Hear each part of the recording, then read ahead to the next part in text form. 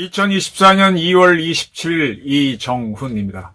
저는 평생 기자를 한 게 제 적성에도 맞고 자랑스럽게 생각하는 사람입니다. 그런데 제 직업과 관련해서 상당히 창피를 당한 적이 있어요. 누군가를 상당히 어렵게 만들었죠. 근데 그 양반이 저한테 하는 말이 어쩌고 저쩌고 제가 뭐 기자 정신은 어쩌고 그러니까 가만히 있다가 그래 평생 기자나 해먹고 살아라. XX야. 평생 기자나 해먹고 사는 게 욕일 수 있구나 하는 걸 처음 깨달았습니다. 요즘 이재명 민주당 대표를 보면서 평생 민주당 대표나 해먹고 살아라 이렇게 말하고 싶네요. 자, 민주당을 개혁하는 이재명, 죽을 때까지 민주당 대표나 하시라. 이재명 대표의 개혁은 자기 가죽이 아닌 남의 가죽을 벗기는 개혁입니다. 남의 가죽 벗기느라고 피칠갑이 됐습니다. 그러한 이재명은 민주당의 역적이라고 저는 봅니다. 저는 계속해서 지금 이재명이 민주당을 이끄는 거는 이재명의 난이다. 그런데 그 역적이 민주당을 이끄는데 민주당 찍소리도 못하느냐 이 바보야. 바로 이거였거든요. 근데 이게 이제 이재명의 난이라는 거를 민주당 사람들도 깨닫고 있었겠죠. 근데 이제 본격적으로 발설을 하면서 뭔가 투쟁이 벌어지는 모습입니다. 21일에 이어서 27일 민주당 의원총회가 열렸는데 여기에서 이재명 대표를 규탄하는 주장이 빗발쳤습니다. 주로 비명계가 떠들었고 친명계는 침묵했습니다. 근데 비명계들의 이야기가 거의 비명을 지르듯이 격렬했습니다. 홍영표 의원은 이재명 대표가 혁신공천을 하다 보면 가죽을 벗기는 아픔이 있다고 했는데 이재명 대표가 자기 가죽은 벗기지 않고 남의 가죽만 벗기면서 손에 피칠갑을 하고 있다고 했습니다. 네, 개혁은 자기 가죽을 벗기는 건데 남의 가죽 벗기면서 피칠갑이 되고 있다. 제가 일전에 지금 월간조선 편집장 배진영 씨가 개혁이란 한자어의 유래를 저도 그걸 찾아봤는데 찾지는 못했는데 유래를 옛날에는 목간 죽독이라 그랬죠. 종이가 없을 때 후한 때 채윤이 종이를 발견하기 전까지는 나무판에다가 아니면 대나무를 잘라서 그 대나무 그 판에다가 글을 썼죠. 그리고 그거를 이렇게 가죽으로 이었죠. 그래서 이렇게 나무 토막에 쓴 걸 두루루 마는 거, 또 대나무를 두루루 마는 거. 그래서 지금도 한자의 책자가 요런 모양이잖아요. 두루루 말아놓은 모양이잖아요. 그렇게 해서 이제 옛날에는 기록하는 게 너무 힘들어서 기록물을 갖고 있으면 그게 큰 보물이고 재산이었죠. 지혜의 원천이었죠. 책이 귀했었죠. 근데 그게 이제 보다 보면 가죽이 떨어지니까 그걸 가죽을 다시 끼우는 걸 새로운 가죽으로 바꾸는 걸 개혁이라고 이제 우리 배진영 씨 썼던데 맞을 것 같아요. 뭐 그 정도 뜻이었는데 그게 나중에 자기 가죽을 벗기는 혁신으로 바뀐 거는 그 후대의 얘기겠죠. 좋습니다. 어쨌든 간에 개혁하려면은 자기가 바뀌어야 되는데 남의 가죽 벗기고 있다. 피칠갑이 된 뭡니까? 살인마. 민주당에서 그토록 엉망되는 게 전두환 전 대통령이라고 해서 살인마 전두환 그러는데 피칠갑을 한 전두환 그랬는데 피칠갑을 한 이재명 살인마라고 거의 표현한 거랑 다를 바 없는 거 아닌가요? 홍영표 의원이 굉장히 화가 난 모양이에요. 민주당은 명문 정당이다. 이재명 계열하고 문재인 계열, 명문 정당이라 그랬는데 이제는 멸문, 문재인계는 멸망시키는 정당이라면서 임종석, 문재인 때 대통령 비서실장 지낸 일을 컷오프한 거를 비판하게 됐습니다.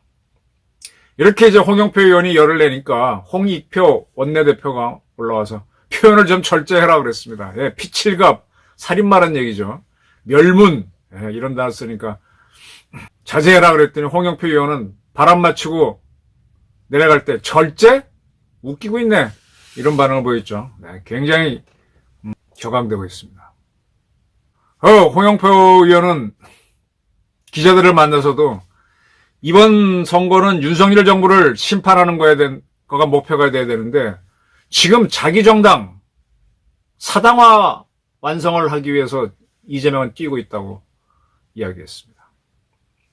그리고 이제 민주당 선거관리위원장 하다가 사퇴한 정필모 의원은 경선 여론조사 수행업체를 다 결정했는데 나중에 리서치 DNA를 추가로 집어넣었단 말이에요.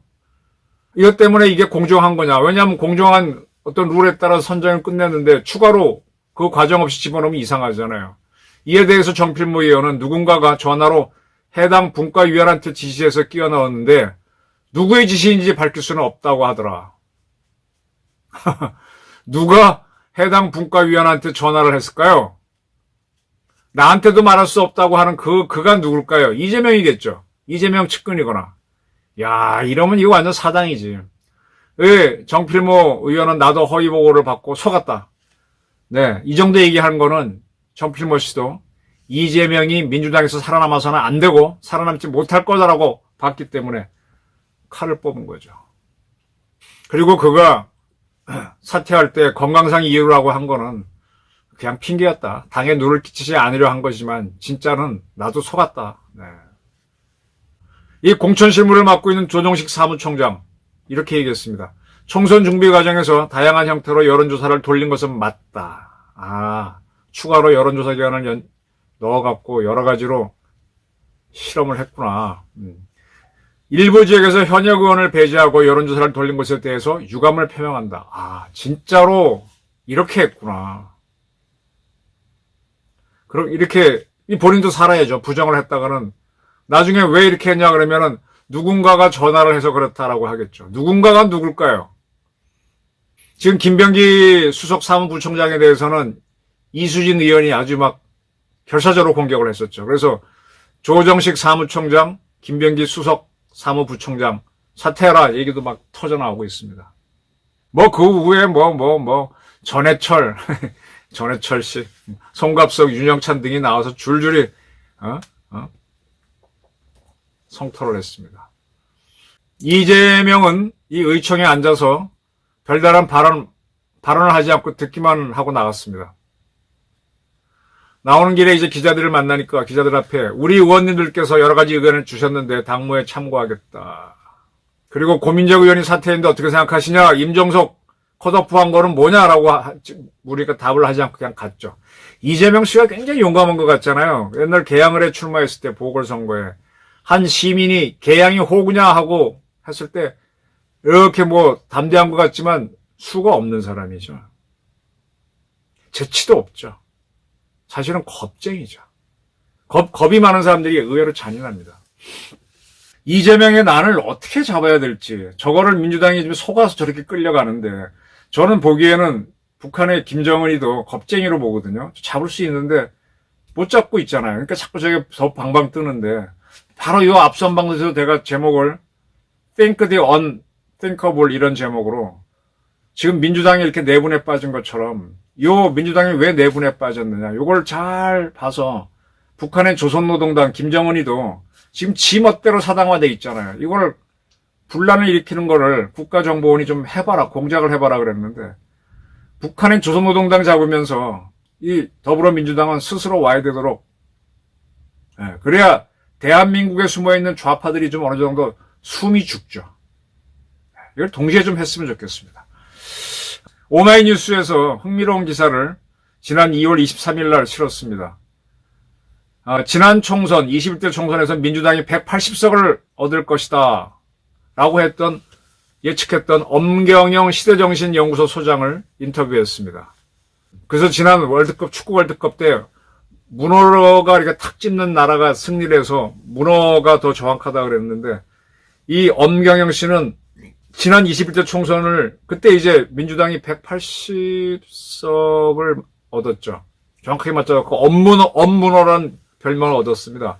이제 글을 놓고 이 오마이뉴스에서 인터뷰를 했는데 완전 4년 전 역전이다. 이번 선거에서는 국민의힘이 한 170석 정도 얻고 민주당은 한 120석 정도 얻을 것이다. 완전 역정된다. 국민의힘이 170석, 민주당이 120석, 나머지 10석가량은 제3정당들이 가져갈 것이다. 이렇게 예측을 했습니다.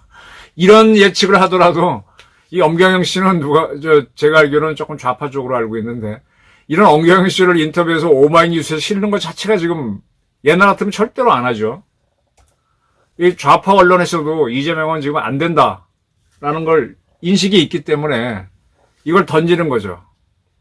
업무로 엄경영 씨를 등장시켜서 이번 판세를 예측하는데 170대 120석. 이런 예측을 했어. 맞을 수도 있다는 얘기죠. 그리고 한동훈 비대위원장 총선 3개월 전에 임명했는데 나름대로 연착륙하고 있다고 본다라고 그런 평가했고, 국민의힘이 공천이 상대적으로 조용한 거는 원래 84석밖에 안 됐기 때문에 그게 행운이다. 근데 민주당은 180석에서 자꾸 줄어서 163석이 되긴 했지만 너무 커서 그게 승자의 저주가 됐다. 누구 이제 전략 공천하게 되면은 기존 의원하고 싸우게 되고, 뭐 그런 것까지도 다 세밀하게 봤지만은 자기가 지역을 쪼개서 보니까 낙동강 벨트, 부산 전멸, 부산, 울산, 경남 전멸. 그러니까 대구 경북에서는 민주당이 승리하기가 어렵고요. 이제 부산, 울산, 경남에서는 제법 승리를 할 수 있는데 거의 전멸. 충청, 강원도권에서도 한석 건지면 다행인데 못 견디고 전멸. 충청권에서도 거의 전멸. 그 다음에 호남, 광주에서 전승을 하겠죠. 근데 그거 갖고는 안 됩니다. 그러면 서울, 경기에서 한 7대3으로 이겨야만 민주당이 어떻게 선전을 하는데, 서울에서는 아마 역전이 될 것이다. 자기가 쭉 분석을 해보니까 오히려 서울에서는 국민의 힘이 많고, 경기 인천에서는 민주당이 약간 더 우세해서, 그래서 결론적으로 170대 120석이다. 이렇게 쭉 분석을 했습니다. 한번 이 기사를 나중에 찾아서 보십시오. 물론 이 엄 소장은 총선이 끝나고 난다면은 윤석열 대통령이 이 한동훈 비대위원장을 견제할 것이다. 두 사이에 권력투쟁이 벌어진다라고 하면서 이제 나름대로 뭔가 보고는 있습니다. 그건 뭐 저도 예측했던 건데, 그러면서 가만히 보게 되면 결코 윤석열 대통령이나 한동훈 또는 국민의힘의 우호적인 사람은 아닌데 이렇게 보고 있습니다. 이러니까 이재명을 그냥 둘 수가 없죠. 2월 26일 경향신문에 우석대학교 교수인 이대근 씨가 정기적으로 칼럼을 쓰는데 제목이 이재명 사퇴를 권함입니다. 경향신문이 어떤 매체인지는 잘 아실 겁니다. 첫 문장이 이렇습니다. 이재명 대표는 물러나야 한다. 자리에서. 정당 지도자로서 부적격이다. 너무 늦었죠? 이런 칼럼이 나오는 거는. 자기 정체성이었던 기본소득을 포기한 뒤 무엇이든 될 수 있는 사람처럼 행동했다. 그는. 이재명은요, 자꾸 바뀌는 사람입니다. 일관성이 없어요. 선거제를 약속했었죠. 지금처럼 선거제 안 한다고 했는데 뒤집었죠. 그런데 불체포 특권은 자기가 선언해놓고 포기를 했죠. 그리고 자기가 불체포 특권 포기 선언을 한 것에 맞춰서 이재명 체포하라고 그랬던 의원들을 공천에서 탈락시키는 보복을 했죠. 이건 이대근 씨 글에 그대로 나오는 겁니다. 이재명은 자신이 어디에 있는지, 누구 앞에 있는지, 정세와 자기 입지의 유불리에 따라 다른 사람이 된다. 이재명은 유불리를 따져서 왔다 갔다 하는 사람이다. 누구 앞에 서 있으면 요랬다가 저 앞에 가면 저랬다. 어제의 이재명은 오늘의 이재명이 아니다. 오늘의 이재명은 내일의 이재명이 아니다. 그래 놓고 나서 이 문장이 탁 와닿네요. 매일 변하는 남자를 사랑하기는 어렵다. 그의 말과 행동은 다음의 말과 행동으로 뒤집힐 때까지만 유효하다. 짧은 유통기간을 갖고 있다. 이재명에게서 발견할 수 있는 일관성이 있다면 그거는 자기애 뿐이다. 그렇습니다. 이재명은 자기애가 세기 때문에 그런 사람들은 어떻게 되느냐. 자기가 아닌 거의 모든 것과는 불화한다. 그렇죠. 지금 민주당하고도 불화하고 있죠. 이제는 친명계하고도 불화할 거고요. 그 남편의 그 마누라인 부인하고도 불화할 겁니다. 이재명은 대선에서 졌습니다. 그때 이재명 지지자들이 낙담하고 있을 때 그는 2억 3천만 원어치 방산 주식을 갖고 있었어요. 대선 패배 직후 자기 지지자들이 낙담하고 있을 때 2억 원대 주식을 사서 자기 이익을 챙겼다. 이재명은 그렇게 썼어요. 공천 보복을 당한 박용진이 분노를 삼킬 때 0점 받은 사람 운운하다 웃음을 참지 못한 게 이재명이다.